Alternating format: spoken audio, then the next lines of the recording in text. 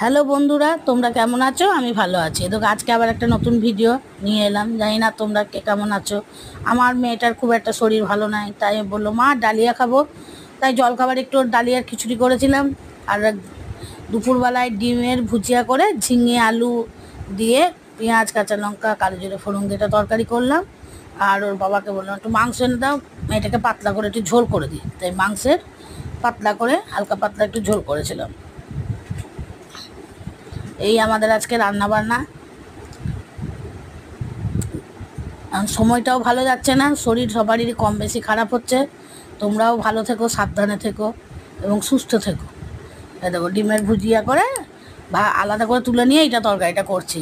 কোনদিন করিনি, আজকে মনে হলো যে একটু করি, দেখি তো কেমন লাগে। ভালোই লেগেছে, খুব সুন্দর হয়েছে টেস্টটা খেতে। ঝিঙে আলু দিয়ে পেঁয়াজ টমেটো কালো জিরে কাঁচা লঙ্কা ফোড়ন দিয়ে আর ডিমের ভুজিয়াটা আগে করে তুলে রেখে দিয়েছিলাম।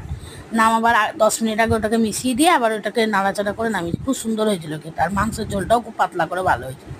ভালো লাগলে লাইক শেয়ার কমেন্ট করবে এবং চ্যানেলটাকে অবশ্যই সাবস্ক্রাইব করবে বন্ধুরা। সাবস্ক্রাইব না করলে চ্যানেলটা আমার এগোতে পারবে না। তোমরা পাশে থেকো, আমিও তোমাদের পাশে থাকবো। এ দেখো আজকের খাবার, এই যে ঝিঙে আলু ডিমের ভুজিয়া দিয়ে তরকারি, এই যে মাংসের ঝোল আর একটু আম।